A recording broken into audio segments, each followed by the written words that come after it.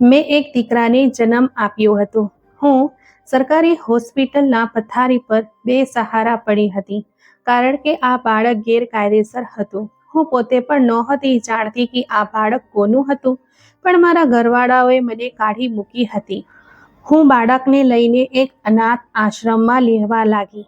જ્યારે એક અમીર માણસ ત્યાં દાન કરવા આવ્યો, ત્યારે મારું દિલ જોરથી ધબક્યું, કારણ કે મારો દીકરો બિલકુલ તેના જેવો હતો. પણ ભલા આ કેવી રીતે શક્ય હતું? હું તો તેને ઓળખતી પણ નહોતી. જ્યારે તેણે મને જોયો અને બોલ્યો, તું જ એ છોકરી છે જે મારી ગુનેગાર છે, હું આ સાંભળીને ડરી ગઈ. તે મને બળજબરીથી પોતાની સાથે રૂમમાં લઈ ગયો. હું રડવા લાગી. જ્યારે મને લાગ્યું હતું કે મારી જિંદગીમાં બધું ઠીક થઈ ગયું હતું, પણ મારી કસોટીઓ હજી પૂરી થઈ નહોતી. એક દિવસ એ અનાથ આશ્રમમાં એક અમીર માણસ દાન કરવા આવ્યો, તો તેની નજર મારા પર સ્થિર થઈ ગઈ. હું પણ તેને જોઈને હેરાન રહી ગઈ હતી, કારણ કે તેનું મોઢું મારા બાળક સાથે મળતું હતું. હું તો એ પણ નહોતી જાણતી કે મારા બાળકના પિતા કોણ હતા. મારો દીકરો તો ગેરકાયદેસર હતો, પણ એ વ્યક્તિને જોઈને મને લાગી રહ્યું હતું કે જાણે મારો તેની સાથે કોઈ સંબંધ રહી ચૂક્યો હતો. ત્યારે જ એ વ્યક્તિ મને પોતાની સાથે એક રૂમમાં લઈ ગયો. હું તેની હાજરીને મારી પાસે અનુભવીને ડરી ગઈ હતી, કારણ કે જિંદગીએ પહેલાથી જ મારી સાથે ઘણી રમત રમી હતી અને મારામાં કોઈ નવી પરીક્ષામાંથી પસાર થવાની હિંમત બાકી નહોતી. પણ ત્યારે જ તે કહેવા લાગ્યો કે મારું નામ જગદીશ છે. હું મારી મોટી બહેન અને માતા પિતા સાથે રહેતી હતી. હું એક મધ્ય વર્ગના પરિવારમાં પેદા થઈ હતી, જ્યાં 2 ટંકની રોટલી કમાવવા માટે ઘરના દરેક સભ્યને મહેનત મજૂરી કરવી પડતી હતી. મારી બહેન વેદિકા મારાથી 3 વર્ષ મોટી હતી અને મા સાથે મોહલ્લામાં સિલાઈનું કામ કરતી હતી. પિતાજી એક નાની ફેક્ટરીમાં મહેનત મજૂરી કરીને થોડા પૈસા કમાઈ લેતા હતા, જેનાથી અમારું ગુજરાન મુશ્કેલીથી ચાલતું હતું. એ ફેક્ટરીમાં પિતાજી બેગ સીવતા હતા. માતાએ પિતા પાસે ક્યારેય ખરાબ પરિસ્થિતિઓની ફરિયાદ નહોતી કરી. તે હંમેશા બસ એ જ કહેતી હતી કે ગરીબ તે નથી હોતો જેની પાસે પૈસા ન હોય, પણ ગરીબ તો તે હોય છે જે પરિસ્થિતિ સામે હાર માની જાય. અમારું જીવન સાદું પણ સન્માનજનક હતું. હું સરકારી શાળામાં ભણતી હતી અને ભણવામાં સારી પણ હતી. ઊંચા સપના જોવા મારો શોખ હતો. મારા ઘણા સપના હતા કે હું એક શિક્ષિકા બનીશ અને મારા ઘરને વધુ સારું બનાવીશ. હું એટલું કમાઈ શકીશ કે પિતાને કારખાનામાંથી છુટકારો અપાવી શકીશ અને વેદિકાના હાથ પણ પહેલા હું પોતે પીડા કરીશ. પણ હું એ નહોતી જાણતી કે સપના જ્યારે આંખોમાંથી નીકળીને હકીકતની જમીન પર ઉતરે છે, ત્યારે મોટા ભાગે ઘાયલ થઈ જાય છે. અમે બંને બહેનો ખૂબ જ સુંદર હતી, પણ વેદિકા મારા કરતાં સાદા સ્વભાવની અને શાંત પ્રકૃતિની હતી. તે હંમેશા પરિસ્થિતિ સાથે સમાધાન કરનારી અને એક સાદી વિચારસરણી ધરાવતી સામાન્ય છોકરી હતી. પણ મારા સપના ઘણા ઊંચા હતા. વેદિકાને જે કંઈક મળતું હતું તેમાં તે ખુશ થઈ જતી હતી, પણ હું હંમેશા વધુ સારું અને વધુ લેવાના પક્ષમાં હતી. અમે જે નાના ઘરમાં રહેતા હતા, ક્યારેક મારું દિલ થતું હતું કે હું મારા આ નાના અને સામાન્ય ઘરથી નીકળીને એક ખૂબ મોટા ઘરમાં રહેવા લાગું, કારણ કે મને ગરીબ હોવું બિલકુલ પણ સારું નહોતું લાગતું. હું ઈચ્છતી હતી કે હું ખૂબ જ જલ્દી એટલા પૈસા કમાવાની લાયક બની જાઉં કે મારે ફરી ક્યારે આ નાના ઘરને જોવું પણ ન પડે. એટલે હું ખૂબ જ દિલ લગાવીને મહેનત કરી રહી હતી, પણ મારામાં ધીરજ બિલકુલ પણ નહોતી. હું જલ્દી જ અમીર બની જવા ઈચ્છતી હતી. તે સમયે વેદિકા મેટ્રિક કરી રહી હતી, જ્યારે મા પપ્પાને એ ચિંતા થવા લાગી હતી કે વેદિકા હવે જુવાન થઈ ગઈ હતી અને હવે એના લગ્ન કરી દેવા જોઈએ, કારણ કે અમારી જ્ઞાતિમાં છોકરીના નાની ઉંમરમાં જ લગ્ન કરી દેવામાં આવતા હતા. એટલે પપ્પાએ દૂરના સગાઓને વેદિકા માટે સારો સંબંધ શોધવા માટે કહી દીધું હતું. હું તો આ વાતની બિલકુલ પણ તરફેણમાં નહોતી કે મા પિતાજી વેદિકાના લગ્ન નાની ઉંમરમાં કરી દે અને આ જ નાના ઘરમાંથી તેને વિદાય કરી દે, કારણ કે હું તો એ ઈચ્છતી હતી કે જ્યારે હું ઘણા બધા પૈસા કમાઈ લઈશ અને અમીર થઈ જઈશું, તો હું મારી મોટી બહેનને પોતે ધૂમધામથી વિદાય કરીશ. પરંતુ મા પિતાજી મારી વાતો સાંભળીને હંમેશા હસી દેતા હતા અને મને નાદાન સમજતા હતા. તેમને લાગતું હતું કે મારા વિચારો ઘણા ઊંચા હતા. કદાચ એટલે જ હું એવું વિચારતી હતી કે હું મારા ઘરના લોકોની કિસ્મત બદલી નાખીશ, પણ હું એ નહોતી જાણતી કે મારા ઘરના લોકોની કિસ્મત મારા જ કારણે બદલવાની હતી. પણ એ કિસ્મતની દિશા ઘણી ભયાનક થવાની હતી. માં તો વેદિકા માટે કોઈ સારો સંબંધ શોધવામાં હતી, પણ અમારી આર્થિક પરિસ્થિતિ એવી નહોતી કોઈ સારો સંબંધ અમને મળી શકે. અમારા ઘરે વેદિકા માટે જે પણ સંબંધ આવતો હતો તે છોકરો કોઈને કોઈ નકામો જ હોય. ક્યારેક વેદિકા માટે કોઈ મોચીનો સંબંધ આવતો તો ક્યારેક કોઈ એવા છોકરાનો જે લોકોના ઘરોમાં સાફ સૂફી કરતો હતો. માતા પિતાએ દરેક પ્રકારના સામાન્ય સંબંધને ના પાડી દીધી હતી. વેદિકા પણ શાંત હતી. તે બેચારી તો સાદી અને માસૂમ છોકરી હતી. તેને તો પિતાજી જ્યાં પણ અને જેની સાથે પણ ભણાવી દે તે ખુશી ખુશી વિદાય થઈને ચાલી જાત. પરંતુ તે પિતાજી માટે એટલો બોજો પણ ન હતી કે તેઓ તેને આવી જ કોઈ એવા તેવાને સોંપી દે. આખરે એક દિવસ સંબંધ કરાવનારીએ માને એક સંબંધ બતાવ્યો. એ છોકરાનું નામ દેવ હતું અને તે સાઉદી અરબમાં મહેનત મજૂરી કરતો હતો. પિતાને લાગ્યું હતું કે કદાચ સારું નસીબ અમારું બારણું ખડખડાવી રહ્યું હતું. દેવની માએ સાફ કહી દીધું હતું કે તેમને દહેજની કોઈ જરૂર નથી. તેઓ તો એ ઈચ્છતા હતા કે બસ છોકરી ધર્મનિષ્ઠ હોય. અમને લાગ્યું હતું કે અમે નસીબદાર હતા એટલે અમારા આંગણે દેવનો સંબંધ આવ્યો હતો. પિતાજીના દિલમાં આ સંબંધને લઈને થોડો ડર જરૂર હતો કે આખરે અમે ગરીબોના ઘરમાં આટલો સારો સંબંધ કેવી રીતે આવી શકે. પણ હું તો દેવનો સંબંધ જોતા જ ખૂબ જ ખુશ થઈ ગઈ હતી અને એવું વિચારવા લાગી હતી કે જ્યારે વેદિકા લગ્ન કરીને પોતાના પતિ સાથે દેશની બહાર ચાલી જશે તો હું પણ તેને મળવા માટે બહારના દેશ જતી રહીશ, કારણ કે તે મારી એકમાત્ર બહેન હતી અને હું બહાર જઈને મહેનત મજૂરી કરીને ઢગલાબંધ પૈસા કમાઈ શકી. એટલે હું ઈચ્છતી હતી કે પિતાજી આ સંબંધને ના પાડે. પિતા પણ આ સંબંધ માટે માની જ ગયા હતા, કારણ કે દેવ દેખાવમાં સુંદર તો હતો જ, પણ સ્વભાવે પણ તે એક સમજદાર છોકરો હતો. તેનું કુટુંબ પણ નાનું હતું અને સૌથી મોટી વાત એ હતી કે તે લોકો અમારી પાસેથી કોઈ પણ દહેજની માંગણી નહોતા કરી રહ્યા. હું ખૂબ જ ખુશ હતી અને જાણે શું વિચારવા લાગી હતી. મને લાગ્યું હતું કે જ્યારે વેદિકાના લગ્ન દેવ સાથે થઈ જશે તો અમે ખૂબ જ જલ્દી અમીર થઈ જઈશું અને અમારા ઘરની પરિસ્થિતિ પણ બદલાઈ જશે. અમુક હદ સુધી તો હું બિલકુલ સાચી જ હતી. અમારા ઘરની પરિસ્થિતિ બદલવાની તો હતી જ, પણ હું એ નહોતી જાણતી કે તેનો રસ્તો કંઈક દિશામાં જવાનો હતો. લગ્નની તારીખ નક્કી થઈ ગઈ હતી. હું ખૂબ જ ખુશ હતી. જ્યારે પણ દેવના ઘરના લોકો આવતા તો હું દોડીને તેમની સેવા કરતી. મને એ વાતની પરવા નહોતી કે વેદિકા મારી એકમાત્ર બહેન હતી અને લગ્ન પછી મારાથી ખૂબ દૂર જવાની હતી. મને મતલબ હતો તો ફક્ત એ વાતથી કે વેદિકાના લગ્ન એક એવા છોકરા સાથે થઈ રહ્યા હતા જે અમારાથી અમીર હતો. આખરે વેદિકાના લગ્ન સાદગીથી થઈ ગયા અને તે દેવના ઘરે વિદાય થઈને ચાલી ગઈ, જે શહેરમાં હતો. દેવ લગ્ન માટે રજા લઈને ઇન્ડિયા આવ્યો હતો, પણ દેવ લગ્નના એક અઠવાડિયા પછી જ પાછો સાઉદી અરબ ચાલ્યો ગયો હતો અને હવે 2 વર્ષ સુધી તેનું પાછા આવવું શક્ય નહોતું. જ્યારે દેવ સાઉદી અરબ પાછો ચાલ્યો ગયો તો વેદિકા પણ પાછી અમારી પાસે આવી ગઈ હતી. પણ મને વેદિકાને જોઈને ખુશી બિલકુલ પણ નહોતી થઈ. ઉલટાનું હું તો તેને ઘરમાં જોઈને એકદમ ઉદાસ થઈ ગઈ હતી કે તે પાછી કેમ આવી ગઈ હતી અને દેવ સાથે સાઉદી અરબ કેમ નહોતી ચાલી ગઈ, કારણ કે જ્યાં સુધી તે સાઉદી અરબ નહોતી જઈ શકતી હું ભલા તેની પાસે કેવી રીતે જઈ શકતી હતી. પણ વેદિકા એવું કહેવા લાગી હતી કે દેવ કેટલાક કાગળો બનાવડી રહ્યો હતો અને જ્યારે એ કાગળનું કામ પૂરું થઈ જશે ત્યારે વેદિકા પણ તેની પાસે જ ચાલી જશે. હું દરરોજ વેદિકાને એ જ પૂછતી હતી કે શું તેના કાગળોનું કામ પૂરું થઈ ગયું કે નહીં. પણ જેમ સમય વીતતો રહ્યો હતો વેદિકા શાંત રહેવા લાગી હતી. તે તો ન કોઈ ફરિયાદ કરતી ન કોઈ સપના જોતી હતી. શાંત તો પહેલા પણ રહેતી જ હતી, પણ હવે તેની શાંતિ એક વિચિત્ર પ્રકારની હતી, કારણ કે તે મારી સાથે પણ વાત નહોતી કરતી.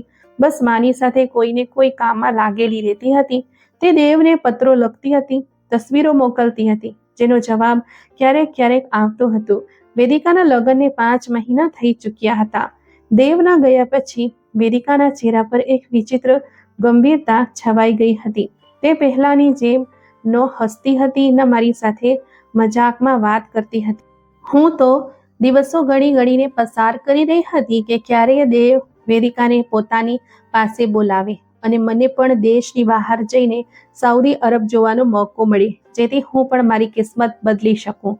કારણ કે વેદિકાની કિસ્મત તો બદલાઈ ચૂકી હતી અને આખરે મારો ઇંતજાર પૂરો થઈ જ ગયો જ્યારે એક દિવસ મને એ સમાચાર મળ્યા કે દેવ કાગળોનું કામ પૂરું કરાવી લીધું હતું અને વેદિકા હવે ખૂબ જ જલ્દી સાઉદી અરબ જવાની હતી. હું તો આ સમાચાર સાંભળીને ખૂબ જ ખુશ હતી, પણ મેં મહેસૂસ કર્યું હતું કે વેદિકા આ સમાચાર સાંભળીને વધુ ઉદાસ થઈ ગઈ હતી. જ્યારે મેં તેને આ ઉદાસીનું કારણ પૂછ્યું તો તે મને કહેવા લાગી કે મા, પિતાજી અને મારાથી દૂર જવાનો દુઃખ તેને ઉદાસ કરી રહ્યું હતું.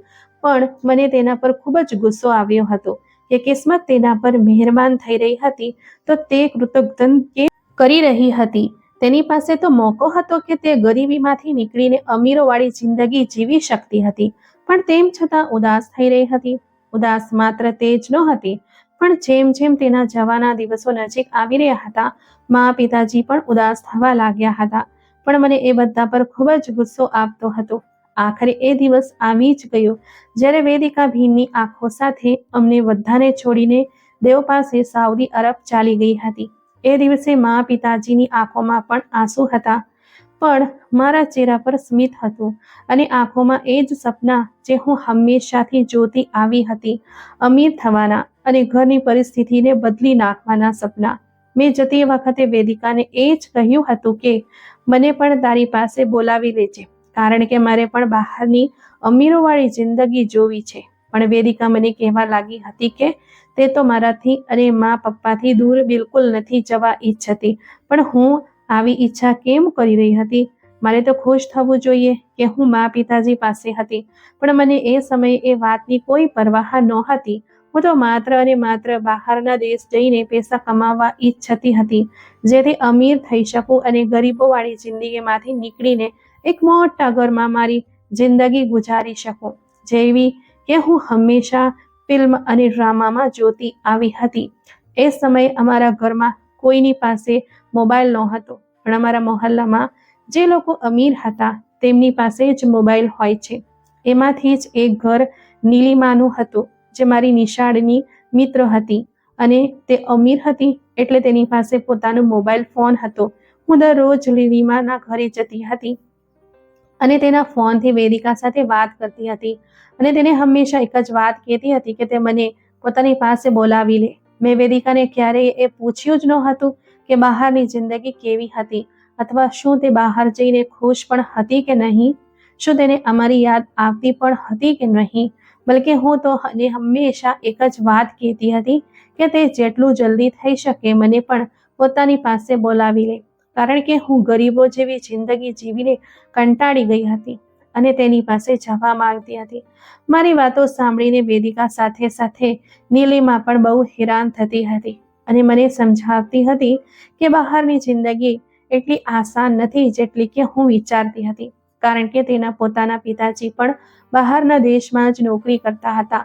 પણ મને એવું લાગતું હતું જાણે બહારની જિંદગી આ જિંદગીથી તો ઘણી સારી હતી જે હું આ નાના ઘરમાં ગુજારી રહી હતી.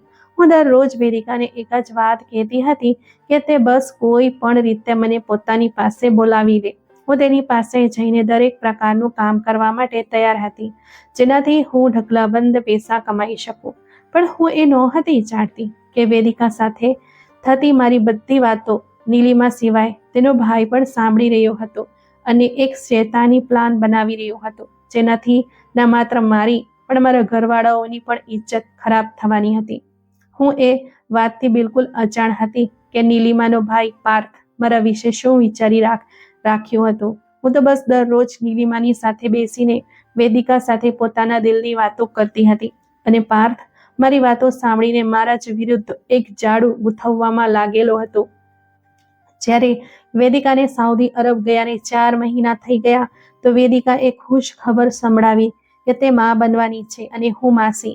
આ ખબર સાંભળીને હું ખુશ તો થઈ હતી, પણ મારી સૌથી મોટી ખુશી ફક્ત એમાં હતી કે હું બહારના દેશમાં જાઉં અને એશો આરામવાળી જિંદગી ગુજારો, જેના સપના મારી આંખોમાં બાળપણથી જ હતા. અને લીની મારી જીવનશૈલી જોઈને તે દિવસે ને દિવસે વધુ મજબૂત થઈ રહ્યા હતા. વેદિકાના મા બનવા વિશે પાર્થને પણ ખબર પડી ગઈ હતી અને ત્યારે તેના હાથમાં એક કારણ લાગી ગયું હતું જ્યારે તે મને ઉપયોગ કરી શકતો હતો. વેદિકાના મા બનવાની ખુશખબરીએ તો જાણે આખા ઘરમાં ખુશીની લહેર દોડાવી દીધી હતી. મા તો સિજદામાં પડી ગઈ હતી. પપ્પાની આંખોમાં પણ ભીનાશ હતી અને હું ખુશીથી ફૂલી નહોતી સમાતી. પણ મારી ખુશીનું કારણ નીલિમાનું મા બનવું નહોતું. મારી ખુશી તો કંઈક બીજી જ હતી. મને લાગ્યું હતું કે હવે મારું વેદિકા પાસે જવાનો રસ્તો સરળ થઈ જશે. હું એટલી અધીર હતી કે મારા કાન ફક્ત મારી જ મરજીની વાત સાંભળવા માંગતા હતા અને વેદિકાની કે કોઈ બીજાની કોઈ વાતની મને કોઈ પરવાહ જ નહોતી.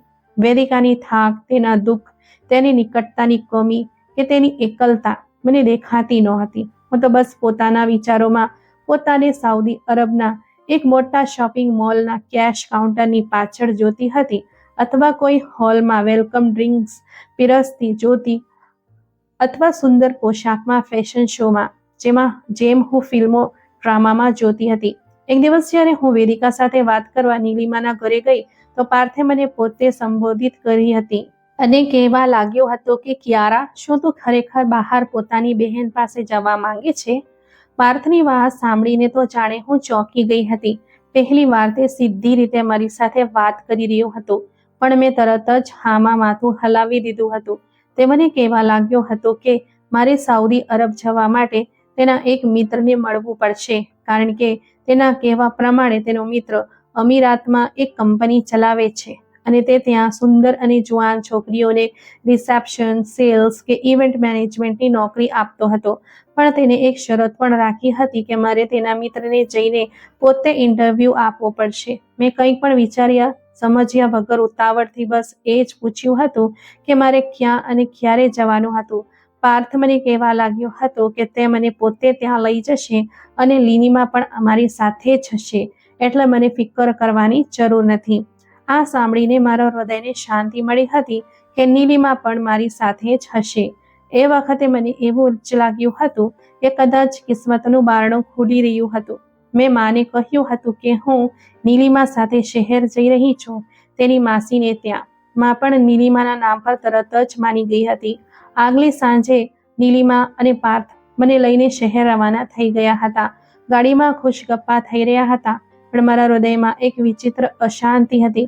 જાણે કોઈ અજાણ્યો ડર હૃદયમાં સળવળી રહ્યો હતો. અમે એક મધ્ય કક્ષના હોટેલ પહોંચ્યા જ્યાં પાર્થ જણાવ્યું હતું કે તે વ્યક્તિ હજી પહોંચ્યો નહોતો એટલે અમે પહેલા રૂમમાં જઈને આરામ કરી લઈએ. રૂમનું સાંભળીને હું ડરી ગઈ હતી. પાર્થ કદાચ સમજી ગયો હતો કે હું ડરી ગઈ હતી. ત્યારે જ તે મને કહેવા લાગ્યો હતો કે તેનો મિત્ર મારા માટે પોતે આ હોટેલમાં મારો ઇન્ટરવ્યૂ લેવા આવી રહ્યો હતો અને તે થાકેલો આવશે તો ઇન્ટરવ્યૂ પણ આરામથી કરશે. તે મને કહેવા લાગ્યો હતો કે હું ફિકર ન કરું કારણ કે તે અને લીનીમાં પણ તો સાથે જ હતા. મને એ વખતે કંઈ પણ ખોટું નહોતું લાગ્યું કારણ કે નીલિમા ત્યાં હતી અને પાર્થ તેનો ભાઈ હતો. પણ જેવી જ અમે રૂમમાં પહોંચ્યા હતા નીલિમા કહેવા લાગી હતી કે તેને કંઈક લેવાનું હતું અને તે જલ્દી પાછી આવી જશે અને પછી તે ત્યાંથી ચાલી ગઈ હતી અને પાછી નહોતી આવી. હું તેની રાહ જોતી રહી હતી. રૂમમાં ફક્ત હું અને પાર્થ રહી ગયા હતા. તે રૂમ બંધ હતો. ત્યાં ટીવી ચાલી રહ્યું હતું પણ આવાજ બંધ હતો. મેં અધીરતાથી પાર્થને પૂછ્યું હતું કે તેનો તે મિત્ર ક્યારે આવશે. મારી વાત સાંભળીને પાર્થ મને ધ્યાનથી જોયો હતો અને કહેવા લાગ્યો હતો કે ત્યાં કોઈ પણ આવવાનું નહોતું. હું ગભરાઈ ગઈ હતી. મારા શ્વાસ તેજ થઈ ગયા હતા. મેં દરવાજા તરફ જોયું હતું કે કદાચ ત્યાં નીલિમા આવી જાય પણ તે દરવાજો અંદરથી બંધ હતો જે પાર્થે રૂમમાં દાખલ થતાં જ કરી દીધો હતો અને મારું ધ્યાન ત્યાં ગયું જ ન હતું. મેં ગભરાઈને કહ્યું હતું કે પાર્થ ભાઈ, જો તે મજાક કરી રહ્યા હતા તો તે મજાક સારી નહોતી. હું ચીસ પાડીને કહેવા લાગી હતી કે પ્લીઝ નીલિમાને બોલાવો પણ પાર્થનો ચહેરો બદલાઈ ગયો હતો અને તેની આંખોમાં હવે તે શેતાન બોલી રહ્યો હતો જેની મેં કલ્પના પણ નહોતી કરી. તે પોતાના ઘૃણાસ્પદ લેખામાં કહેવા લાગ્યો હતો કે નીલિમા ત્યાં નહીં આવે, કારણ કે તે બધું જાણતી હતી. તે મારી તરફ વધવા લાગ્યો હતો અને મને કહેવા લાગ્યો હતો કે તું પણ જાણે છે કે તું કઈ વસ્તુ માટે આવી છે. હવે આ તક ગુમાવ નહીં. તું અમીર બનવા માંગે છે ને? મેં ચીસ પાડવાની કોશિશ કરી હતી, પણ પાર્થે જોરથી મારો હાથ પકડ્યો હતો અને મને પોતાની તરફ ખેંચી હતી. તે મને કહેવા લાગ્યો હતો કે ચીસ પાડવાનો કોઈ ફાયદો ન હતો, કારણ કે તે રૂમ સાઉન્ડ પ્રૂફ હતો. અને આમ પણ જ્યારે મેં પોતે કહ્યું હતું કે હું દરેક કામ માટે તૈયાર હતી, બસ મને પૈસા મળવા જોઈએ. તેની વાતો સાંભળીને હું સ્તબ્ધ થઈ ગઈ હતી. તેણે મારી સામે હજારની નોટોના ઢગલા મૂક્યા હતા અને કહેવા લાગ્યો હતો કે લો પૈસા અને મારું કામ કરો, કારણ કે હવે આ પણ એક કામ છે અને તમને તેના બદલામાં પૈસા મળશે. મારી આંખોમાંથી આંસુ વહી રહ્યા હતા. મારા શરીરમાંથી જીવ નીકળી રહ્યો હતો. હું લથડિયા ખાઈ રહી હતી અને જમીન પર પડી ગઈ હતી. પાર્થના શબ્દો મારા કાનમાં સતત ગુંજી રહ્યા હતા. તારા જેવી છોકરીઓ તો પોતાની ઇજ્જત પોતે થાળીમાં મૂકીને પેશ કરે છે. તારાથી તો ફક્ત ફાયદો ઉઠાવવાનો બાકી હતો. અને એ રાત્રે મારી ઇજ્જત, મારી સાદગી, મારી ઈચ્છાઓ બધું એક શૈતાની માણસની ઈચ્છાઓનો ભોગ બની ગયું હતું. હું બંધ રૂમમાં નીલિમાની રાહ જોતી રહી હતી. ના તે આવી હતી, ના કોઈ બીજું જે મને તે જાનવરથી બચાવી શકે. તે જાનવર મને બેઆબરૂ કરીને મારા મોં પર પૈસા મારીને જતો રહ્યો હતો. એ રાત્રે મને તીવ્રતાથી પોતાની પર, પોતાના ઘૃણાસ્પદ પૈસા કમાવાના સપના પર ગુસ્સો આવ્યો હતો. આગલી સવારે હું પોતાના કપડાને સરખા કરતી પોતાના તૂટેલા આત્મગૌરવ સાથે તે હોટલના રૂમના દરવાજાથી બહાર નીકળી હતી અને સીધી બસ સ્ટેન્ડ તરફ ચાલી પડી હતી. મને નીલિમા નહોતી મળી. તેના ભાઈનો ચહેરો ફરીથી જોવાની મારામાં હિંમત નહોતી. હું આખો રસ્તો શાંત રહી હતી. મારી આંખોમાં આંસુ હતા, પણ જીભ પર એકદમ તાળું લાગેલું હતું. જ્યારે હું ઘરે પહોંચી તો મા મને કહેવા લાગી હતી કે શું મારી તબિયત ઠીક હતી. મેં ખાલી નજરોથી મા તરફ જોયું હતું અને ફક્ત માથું હલાવીને પોતાના રૂમમાં ચાલી ગઈ હતી. જ્યારે મેં અરીસામાં પોતાને જોયું તો ત્યાં બધું પહેલા જેવું જ હતું. એ જ ચહેરો હતો, એ જ આંખો હતી, પણ મારા અંદર કંઈક મરી ચૂક્યું હતું, કંઈક એવું જે ક્યારે પાછું આવવાનું ન હતું. હું ઘણી વાર સુધી પોતાના માન ગુમાવેલું અસ્તિત્વને તાકતી રહી હતી. હજી થોડા જ દિવસો વીત્યા હતા જ્યારે મને કોઈ અજાણ્યા નંબરથી એક વિડીયો મળી હતી. એ વિડીયોમાં હું હતી, એ જ હોટલનો રૂમ હતો, એ જ ક્ષણો હતી અને એ જ લાચારી હતી. એ વિડીયો જોઈને હું અંદર સુધી હચમચાઈ ગઈ હતી. એ વિડીયો પછી એક મેસેજ પણ મળ્યો હતો કે જો મેં મોં ખોલ્યું તો આ વિડીયો બધાને બતાવી દેવામાં આવશે. મને કહેવામાં આવ્યું હતું કે શાંત રહો અને બસ કામ કરતી રહો. તમારે બીજી જગ્યાઓ પર પણ જવાનું છે. મારું આખું અસ્તિત્વ ધ્રુજી ગયું હતું. મને લાગ્યું હતું કે કદાચ મારા પર જે કયામત ગુજરી હતી તે ખતમ જઈ ચૂકી હતી, પણ તે તો કયામતનો બસ થોડો જ ભાગ હતો. હજી તો મારી સાથે ઘણું બધું થવાનું બાકી હતું. મેં કાંપતા હાથોથી તે ફોન તોડી નાખ્યો હતો જે મારા ઘરના દરવાજા પર પડેલો હતો, પણ તે ધમકી મારા મગજમાં વીજળી બનીને ચમકી ગઈ હતી. તે દિવસ પછીથી નીલિમાએ ફરી ક્યારેય મારી સાથે વાત નહોતી કરી. મેં કોશિશ કરી હતી કે નીલિમાના ઘરે જઈને તેને તેના ઘૃણાસ્પદ ભાઈની હકીકત જણાવી શકું, પણ નીલિમાની ફેમિલી થોડા દિવસો પછી ત્યાંથી ચાલી ગઈ હતી. મારાથી કોઈએ કોઈ સવાલ નહોતો કર્યો અને ના તો મેં પણ કોઈને કંઈક જણાવ્યું હતું. હું બસ ખામોશીનું પૂતળું બની ગઈ હતી અને ખાલી નજરોથી ઘરની દિવાલોને તાકતી રહેતી હતી. મને લાગતું હતું જાણે કોઈ દિવસ પાર્થ મા પિતાજીને સામે મારી તે વિડીયો મૂકી દેશે અને મા પિતાજી મને ચાંદી ખતમ કરી નાખશે, કારણ કે તેઓ તો જાણતા જ હતા કે મારું નીલિમાના ઘરે કેટલું આવવા જવાનું હતું. મારો દરેક દિવસ ડરથી ધ્રુજતો પસાર થતો હતો. હું જરાક પણ આવાજ પર ડરી જતી હતી. દરેક આવાજ પર મને એવું લાગતું હતું કે તે પાર્થ હતો. તે દિવસ પછી પણ મારો વેદિકા પાસે સાઉદી અરબ જવાનો ઈરાદો નહોતો બદલાયો. હું તેની પાસે દરેક કિંમતે જવા માંગતી હતી, પણ હવે મારી પાસે નીલિમાનો મોબાઈલ પણ નહોતો જેનાથી હું વેદિકા સાથે કોઈ સંપર્ક રાખી શકું. ઘણા મહિના વીતી ગયા હતા. બધું ઠીક હતું. હું ધીમે ધીમે તે બધું ભૂલવા લાગી હતી. જે મારી સાથે તે હોટલના રૂમમાં થયું હતું. એક રીતે હું ખુશ પણ હતી કે આ વિશે કોઈને કંઈ ખબર નહોતી. મને લાગ્યું હતું કે બધું ઠીક થઈ ગયું હતું. પણ એક દિવસ જ્યારે હું ઘરમાં એકલી હતી તો દરવાજે ખૂબ જોરથી ટકોરા પડ્યા હતા કે હું ડરી ગઈ હતી. મેં ડરતા ડરતા દરવાજો ખોલ્યો તો ત્યાં અમારા મોહલ્લાનો જ એક છોકરો હાથમાં કવર લઈને ઊભો હતો. મેં તે છોકરા પાસેથી તે કવર પકડ્યો અને જ્યારે હું તેને કંઈક પૂછવા જ જતી હતી કે તે એકદમથી ત્યાંથી ભાગી ગયો હતો. તે કવર ભારે હતું. મેં અંદર આવતા જ તે કવરને ખોલ્યું તો મારા પગ નીચેથી જમીન સરકી ગઈ હતી. તેમાં મારી કેટલીક તસવીરો હતી જે તે જ હોટલના રૂમમાં બનાવવામાં આવી હતી અને તે તસવીરોમાં મારી હાલત જોઈને કોઈ પણ મને બેઇજ્જત અને બેઆબરૂ હોવાનો મહેણું મારી શકે તેમ હતું. તે તસવીરો સાથે એક કાગળ પણ હતો જેના પર લખ્યું હતું કે જો હું ઈચ્છતી હોઉં કે તે તસવીરો મારા મા પિતાજી કે વેદિકાના હાથમાં ન લાગે તો મારે તેના ઉપર લખેલા સરનામે જવાનું હતું અને એકવાર ફરીથી તે બધું કરવાનું હતું જે પહેલા પણ મારી સાથે થઈ ચૂક્યું હતું. મને એક ધ્રુજારી આવી ગઈ હતી અને મેં પૂરી તાકાતથી તે કવરને ઉઠાવીને દિવાલ પર માર્યું હતું. મારા મગજમાં જાત જાતના વિચારો આવી રહ્યા હતા કે જો હું તે મોકલેલા સરનામે ન ગઈ તો ના જાણે મારી સાથે શું શું થઈ જશે. પહેલા તો હું એ આભાર માનતી હતી કે આ વિશે કોઈને પણ કંઈ ખબર નહોતી, પરંતુ આ વિચારીને જ મારા રૂવાણા ઊભા થઈ ગયા હતા કે જો આ વિશે કોઈને ખબર પડી ગઈ તો મા પિતાજી તો જીવતે જીવ મરી જશે. મને કંઈક સમજવા નહોતું આવી રહ્યું કે હું શું કરું. મેં તે કવરને આગ લગાવીને પાણીમાં વહાવી દીધું હતું અને એ વિચારીને શાંત થઈ ગઈ હતી કે હું ફરીથી એવું કોઈ કામ નહીં કરું જેના કારણે મને પસ્તાવો થાય. મેં બહુ મુશ્કેલીથી પોતાને શાંત કર્યું હતું અને વીતેલા દિવસોને ભૂલવાની કોશિશ કરવા લાગી હતી. મને લાગ્યું હતું કે તે કવરને બાળી દેવાથી મારી મુશ્કેલીઓ ખતમ થઈ ગઈ હતી. જ્યારે ઘણા દિવસો વીતી ગયા તો એક દિવસ એક બીજા રંગનું કવર મારા ઘરના દરવાજા પર પડેલું હતું.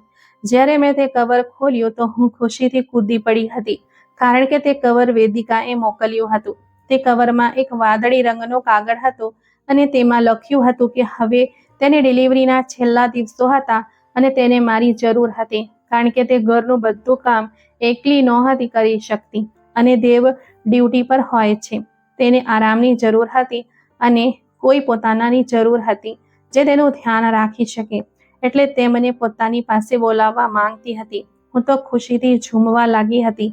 એ વખતે મારા મગજમાંથી પાર્થ, નીલિમા, તે હોટલમાં વીતેલી તે ભયાનક રાત અને પાર્થ તરફથી મળેલું તે કવર બધું જ નીકળી ચૂક્યું હતું. એ વખતે જો મારા મગજમાં કંઈક ચાલી રહ્યું હતું તો ફક્ત એ કે હું બહુ જલ્દી વેદિકા પાસે જવાની હતી અને મારા સપના બહુ જલ્દી પૂરા થવાના હતા. હું એકવાર ફરીથી તે બધા સપના જોવા લાગી હતી જે પાર્થના મારા જીવનમાં આવી ગયા પછીથી થંભી ગયા હતા. જ્યારે મેં મા પિતાજીને આ વિશે જણાવ્યું તો મા પિતાજી પણ ખૂબ જ ખુશ થઈ ગયા હતા અને મારા વેદિકા પાસે જવા પર તેમને પણ કોઈક વાંધો નહોતો. બલકે મા પિતાજી તો મને ખુશી ખુશી વેદિકા પાસે મોકલવા માટે તૈયાર થઈ ગયા હતા. મેં ખૂબ ખુશીથી મારો બધો સામાન તૈયાર કરવાનું શરૂ કરી દીધું હતું અને ઊંચા ઊંચા સપના એકવાર ફરી મારી આંખોમાં પાછા ફર્યા હતા. હું તે બધું વિચારવા લાગી હતી કે મારે વેદિકા પાસે જઈને શું શું કરવાનું હતું અને કઈ રીતે ઢગલાબંધ પૈસા કમાવાના હતા. તે દિવસે હું તે કવર પર લખેલા સરનામે જવાની હતી. પિતાજી ખૂબ ખુશીથી મને છોડવા જઈ રહ્યા હતા. તે એક મોટી બિલ્ડિંગ હતી જ્યાંથી મારે મારો પાસપોર્ટ અને બીજા કાગળો લેવાના હતા કારણ કે વેદિકા મને પહેલા જ જણાવી ચૂકી હતી કે મારા બધા કાગળોનું કામ દેવે પૂર્ણ કરી દીધું છે અને મારે બસ તે બધા કાગળો એક મોટી બિલ્ડિંગમાં જઈને લેવાના હતા અને ત્યારબાદ એરપોર્ટ પર જવાનું હતું જ્યાંથી હું વેદિકા પાસે જઈ શકતી હતી. મને લાગ્યું હતું જાણે હું હવામાં ઉડી રહી હતી. મારા જીવનનો સૌથી મોટો હેતુ પૂરો થવાનો હતો. બધું બરાબર થઈ રહ્યું હતું. તે મોટી બિલ્ડિંગમાં હું પિતાજી સાથે જ ગઈ હતી અને એક સૂટ બૂટ વાળા માણસને મળ્યા પછી મને મારા બધા કાગળો મળી ગયા હતા. થોડા દિવસો પછી મારી ફ્લાઇટ હતી અને મારે શહેરથી સાઉદી અરબ જવાનું હતું.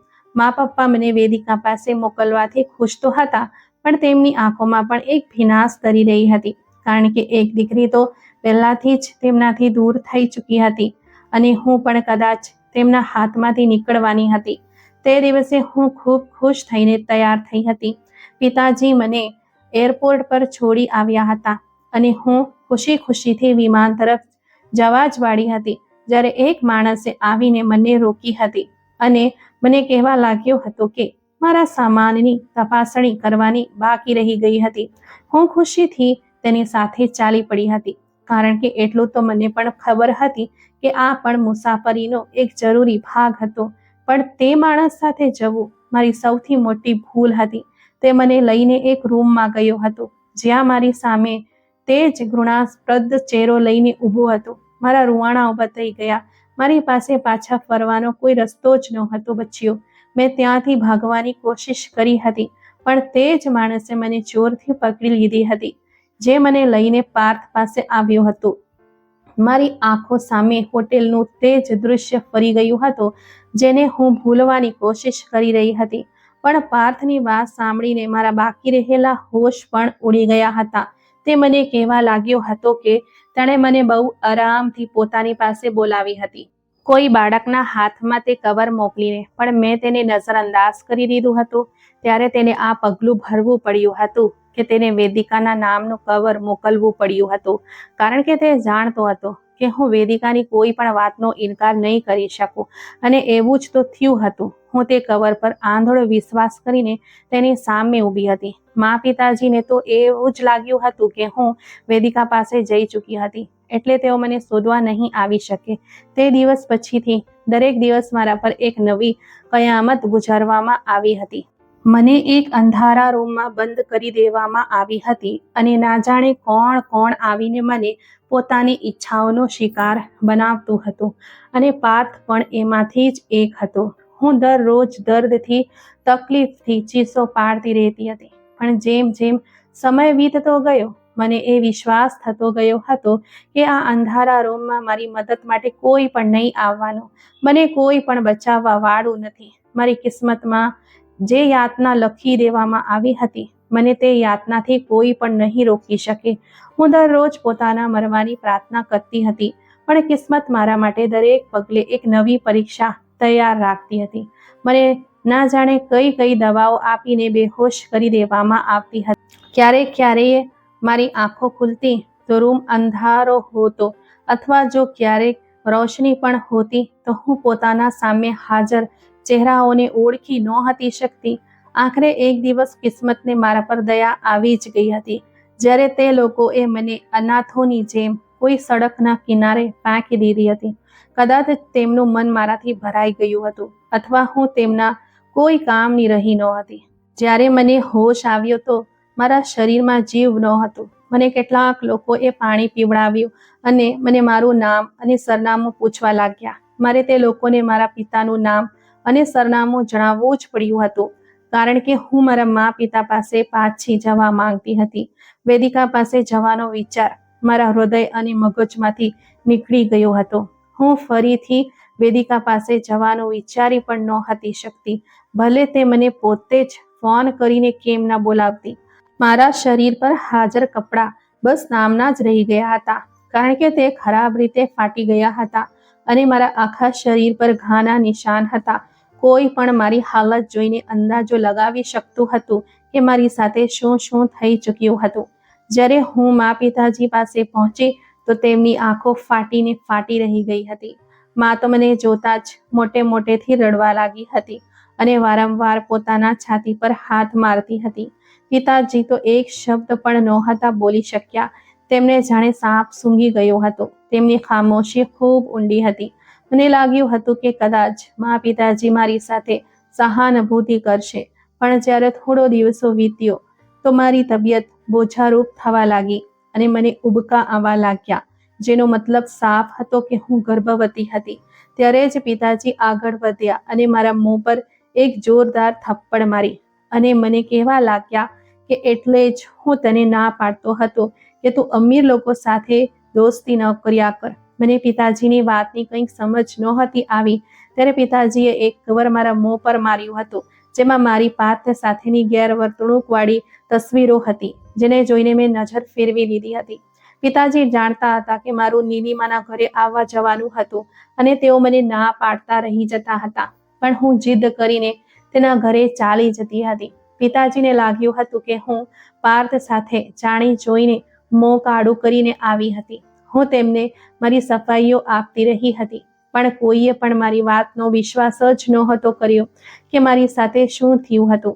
ઉપરથી મારું વધતું પેટ મને વધુ બદનામીમાં મૂકી રહ્યું હતું. પિતાજીએ મને ધક્કા મારીને પોતાના જ ઘરમાંથી કાઢી મૂકી હતી, કારણ કે તે નહોતા ઈચ્છતા કે મારા કારણે લોકો તેમના પર આંગળીઓ ઉઠાવે. હું મારું નબળું શરીર લઈને ઠેર ઠેર ભટકવા લાગી હતી. કોઈ પણ મને પોતાની સાથે રાખવા માટે તૈયાર જ નહોતું. હું ક્યારેક કોઈ સડકના કિનારે સૂઈ જતી અને ક્યારેક કોઈ પાર્કમાં પડેલા બેન્ચ પર સૂઈ જતી, જ્યાં મારા જેવી બીજી ઘણી ભિખારી સ્ત્રીઓ સૂઈ રહી હતી. હું ભીખ માંગીને પોતાનું ગુજરાન ચલાવી રહી હતી. અમીર થવાના બધા સપના એક કડવી હકીકતનું રૂપ ધારણ કરીને મારા બચેલા શરીરને નોખરી રહ્યા હતા. મને કંઈ ખબર નહોતી કે મારા મા પિતાજી કેવા હતા અથવા વેદિકા કેવી હતી. અને તો ફક્ત એ વાતની શરમ હતી કે મેં પાર્થ વિશે પહેલા જ પોતાના મા બાપને કેમ નહોતું જણાવ્યું. પણ હવે કંઈ નહોતું થઈ શકતું. જ્યારે મારા બાળકના જન્મનો સમય આવ્યો તો ના જાણે મને કઈ સ્ત્રીઓ એક સરકારી હોસ્પિટલમાં છોડી ગઈ હતી, જ્યાં મેં એક દીકરાને જન્મ આપ્યો હતો. હું નહોતી જાણતી કે તે બાળકનો બાપ કોણ હતો, પણ તે બાળક ખૂબ જ માસૂમ હતો. તેને જોઈને હું પોતાના પર ગુજરેલી દરેક કયામતને ભૂલી ચૂકી હતી. મને લાગ્યું હતું કે મને જીવવાનો હેતુ એક નવું કારણ મળી ગયું હતું.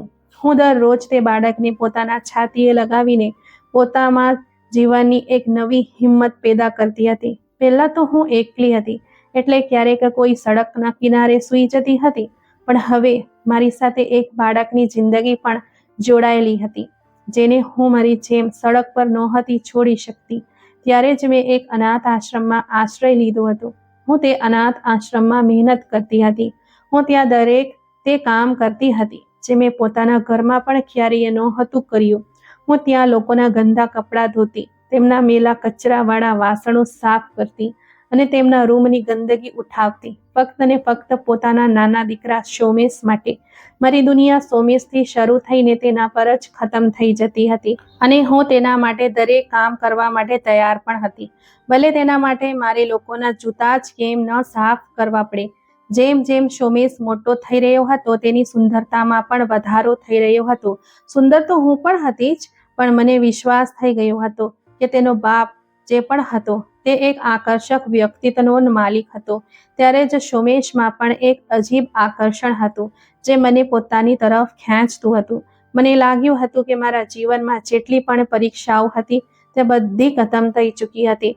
પણ એક દિવસ જ્યારે એક ખૂબ જ અમીર માણસ અનાથ આશ્રમમાં દાન કરવા આવ્યો, મારી નજર તો તેના પર ચોંટી ગઈ હતી, કારણ કે સોમેશના ચહેરામાં તેની છબી હતી.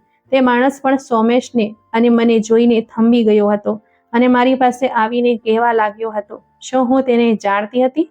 તેના સવાલ પર હું હેરાન રહી ગઈ હતી. મને કંઈક સમજમાં નહોતું આવી રહ્યું કે આખરે મારો આટલા અમીર માણસ સાથે શું સંબંધ હતો. પણ તે માણસની નજર સોમેશ પરથી હટતી જ નહોતી. સોમેશનો પણ તે જ રંગરૂપ હતો, તે જ કદકાઠ હતું જે તે માણસનો હતો. ત્યારે જ તે માણસ અનાથ આશ્રમવાળાઓ સાથે વાત કરીને મને અને સોમેશને પોતાની સાથે લઈ જવા લાગ્યો હતો. મારા હૃદય અને મગજમાં ભૂતકાળની બધી ક્ષણો પસાર થઈ ગઈ હતી.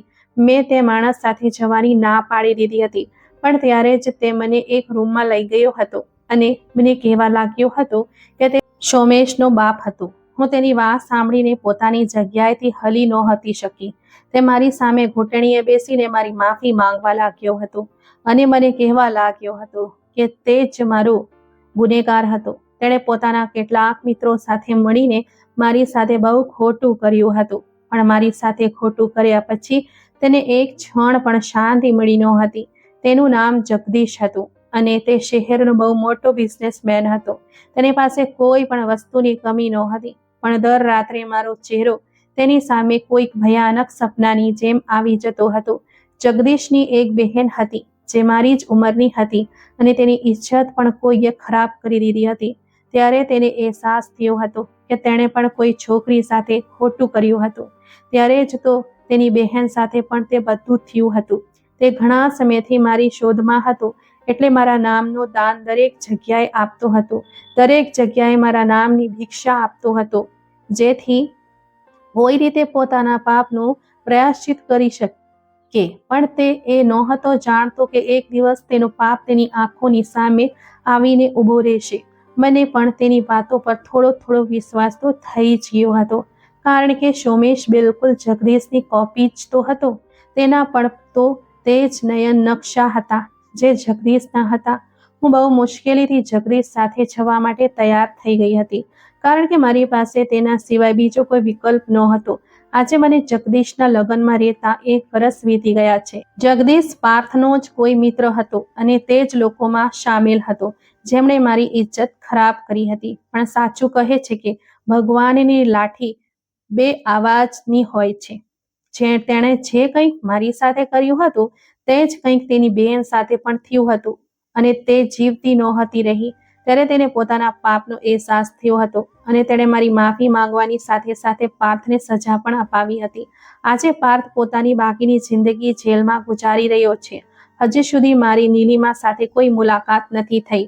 હવે હું નીલિમાની શોધમાં છું, જેથી તેને પૂછી શકું કે તેણે મારી સાથે આટલો મોટો દગો કેમ કર્યો હતો. વેદિકાને ત્યાં પણ એક દીકરી પેદા થઈ હતી, પણ મારા ઘરવાળા ફરીથી મારું મોઢું નથી જોવા માંગતા, કારણ કે તેમને લાગે છે કે મારી સાથે જે કંઈ પણ થયું તે બધામાં મારો પોતાનો જ કસૂર હતો. આજે મારી પાસે રૂપિયા પૈસાની કોઈ કમી નથી, પણ હવે મને તે પૈસાની રૂપિયાની કોઈ લાલસા જ નથી રહી. તો મિત્રો, હું આપ સૌને પૂછવા માંગુ છું કે આ બધામાં મારો વાંક ક્યાં હતો? અને આ વાર્તા તમને આજની કેવી લાગી? લાઈક કોમેન્ટ કરીને જરૂરથી જણાવજો. વિડીયોને વધુમાં વધુ શેર પણ કરજો, અને જો ચેનલ પર નવા છો તો સબસ્ક્રાઇબ કરવા ભૂલતા નથી. આપણે ફરી મળીશું.